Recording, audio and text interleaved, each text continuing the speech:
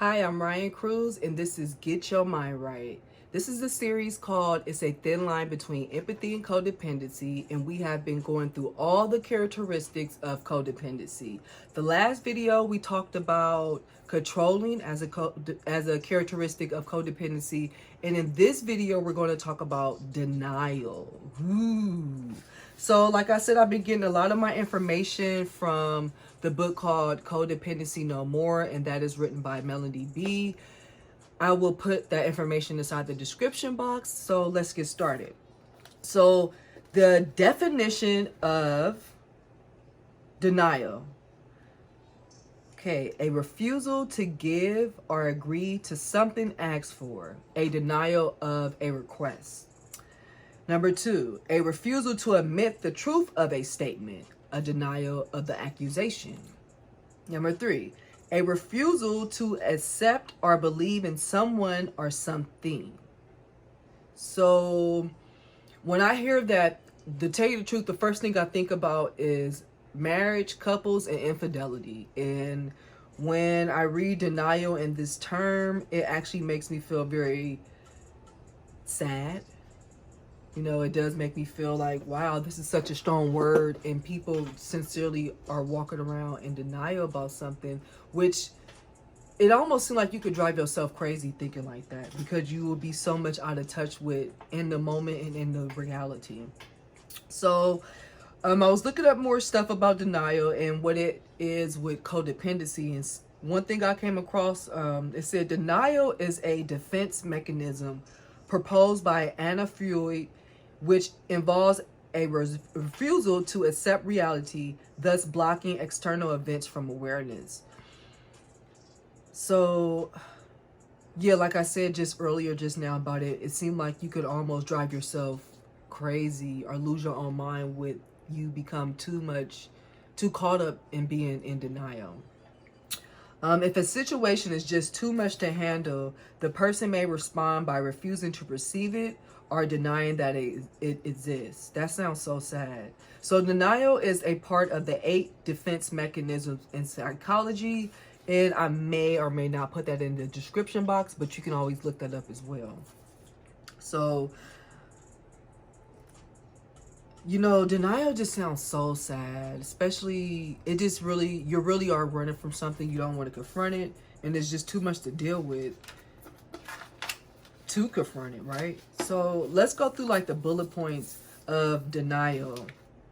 Ignore problems or pretend they are not happening.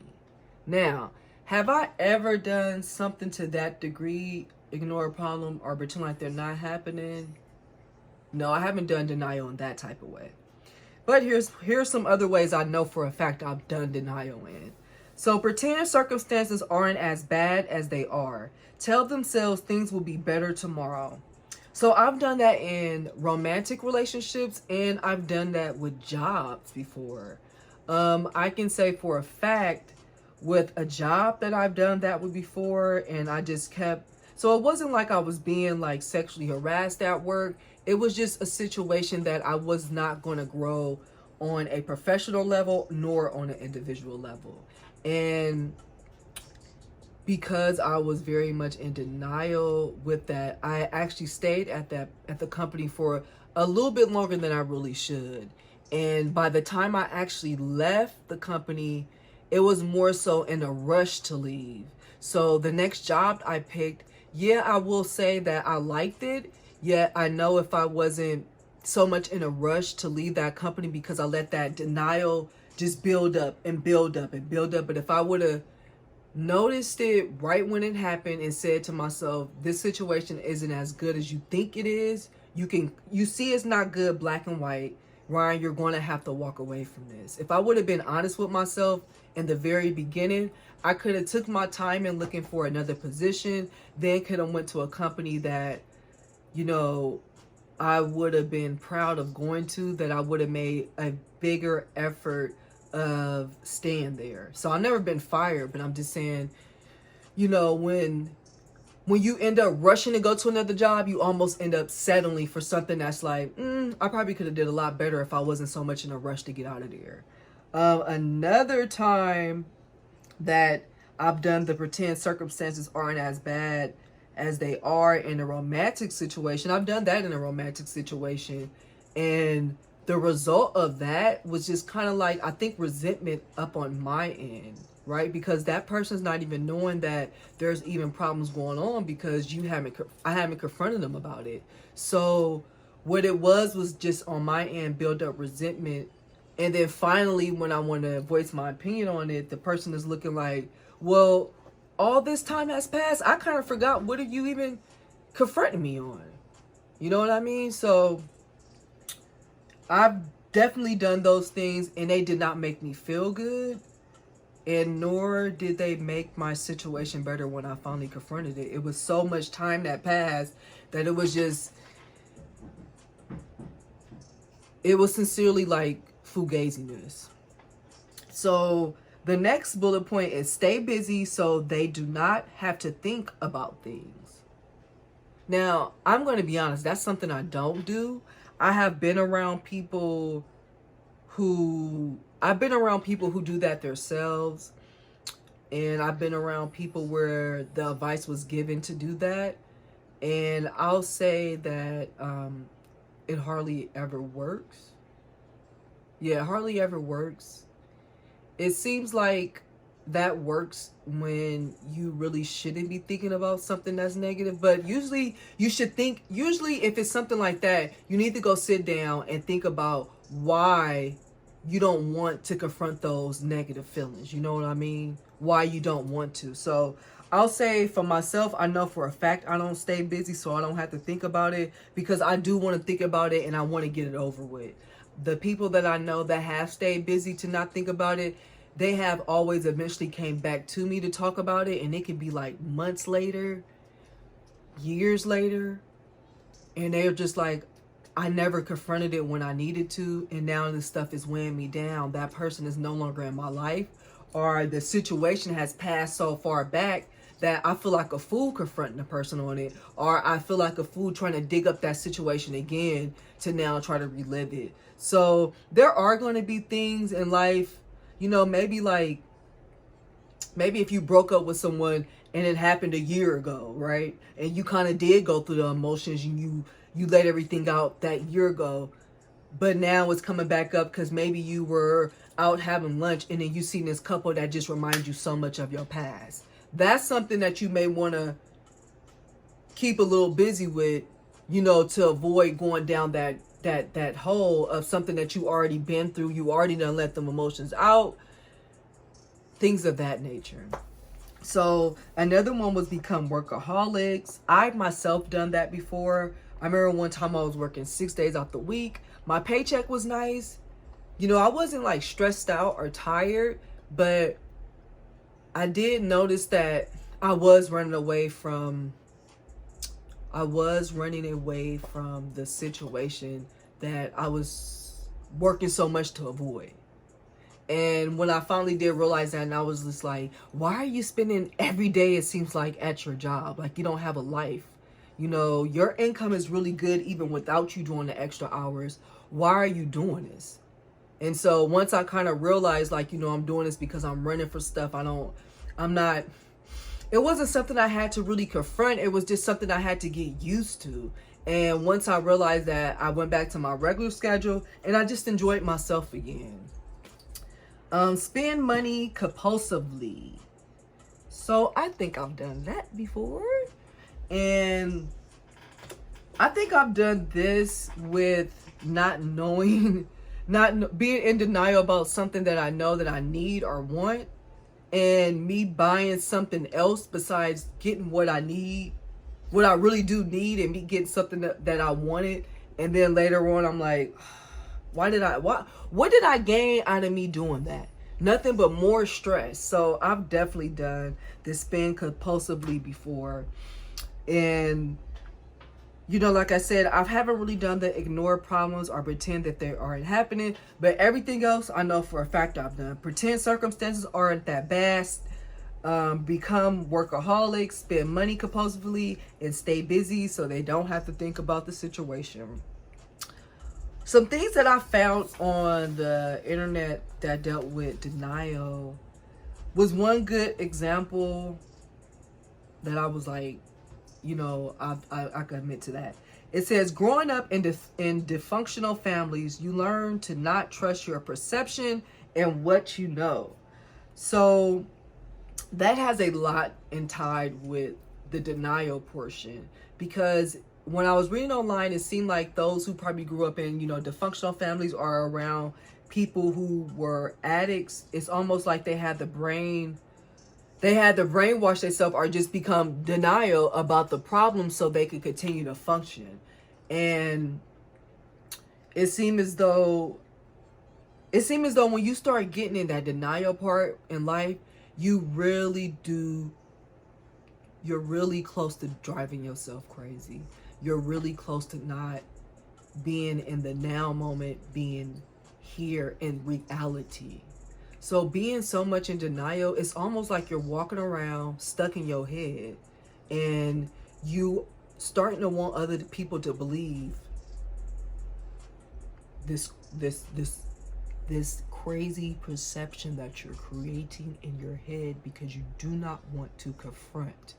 You do not want to admit the situation or the individual that's causing you to walk around in denial. So when I was reading this stuff off to you guys, I really did say to myself, denial seemed like you're almost on the brink to driving yourself crazy. And the more, if you catch yourself being in denial, go write in a journal. Go write in a journal and really tell the truth. When you tell the truth to yourself, how freeing your body feels. So I'll say right now real quickly, like, if I'm denying something, if I'm in denial about something, the first thing is what happens is that my body gets really tense. My body gets tense, and then my brain starts to think of ways for me not to think of this situation anymore, right? And sometimes when I do that, like I said, my body gets tensed up, I get some type of anxiety where I feel like, I'm on one, but at the same time, I'm not even going nowhere, right? I'm not walking around, but I'm just on one. Like I'm just on one, trying to deny this stuff because I don't want to confront it yet. I don't want to live it yet. I don't want to feel it yet, right? And so what ended up happening is that when I eat, drink water, whatever the case may be, it get burnt off so fast, because like I said, I'm already highly energized just off the anxiety off of being in denial. So I could recommend for a lot of people is like, you could write it out in a journal, but one of the biggest things that I've learned for the past 2-3 years is to trust your body. A lot of times, there's times where you really do get the genuine butterflies, and it's really for something like maybe public speaking. But other times when your body is trying to tell you something, that's exactly what it's doing. It's trying to tell you something. It's trying to tell you these thoughts of you denying is not cool. Just admit to it. Write it out in a journal and admit to it. Sometimes when you write stuff out, it's different. You tend to find a solution to it because you're writing it out. Then when you are talking it out to yourself, it almost feel like you're going in a circle. But for some reason, when you write stuff out, your logic part of your brain really do kick in. And so if you can like write out those things that you're trying to deny, you'll be amazed of how fast you'll find the solution to those problems. And you'll find the solution so fast that you will be almost hoping that the denial, it's almost like you're hoping that you don't find a solution so you can have a reason to remain in this denial state. But the thing is, when you write out the stuff that you are trying to deny, the things that you are not trying to admit or confront, you are so amazed how your brain just really creates those solutions to it. It don't matter what the problem is. Sincerely, it doesn't. It really sincerely finds solutions for those problems. So, your brain is powerful. It's science. It creates waves. It creates vibrations, frequencies, things like that. So write it out. If you are denying something, sit down, write it out. Write out every little detail, the stuff that you really do not want to admit to, and I guarantee you're going to have a solution at the end of that whole write out, to the point where you're going to, like I said, you're going to be almost afraid, nervous of like, wow, I could find my answers to my situations that fast, or all I had to do was write this out and now I don't feel this tenseness. I'm not walking around like this. I can eat my food and relax, and I don't have to feel like my stomach is tensed up as I eat.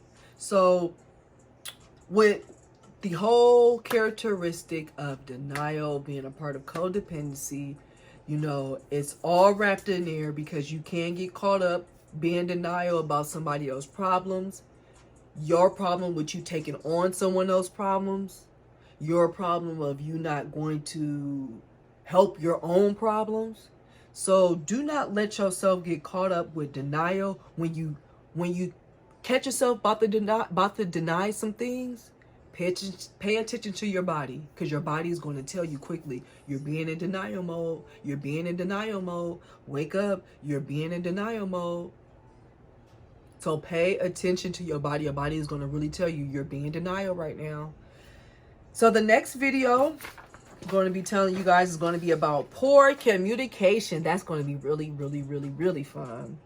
And I'm going to leave off with, when we do the poor communication, I'm going to try my best to get a lot of different examples of this. And I'm probably going to do a male version for the poor communication characteristic of codependency, because I'm knowing that they're going to need it, and I'm knowing that women who's watching this may need to go and watch that for men to know if their spouse, their brother, cousin, whoever is being a poor communicator. So I'm going to leave it off with, please, please, please, please write out your problems, your situations that you are being in denial about. I promise you, your brain is so powerful, it will find the solutions to those denials, even if it's you walking away. Thank you so much for watching my series. Please keep watch for the next video that will be up on poor communication. And I hope you have a very wonderful evening, night.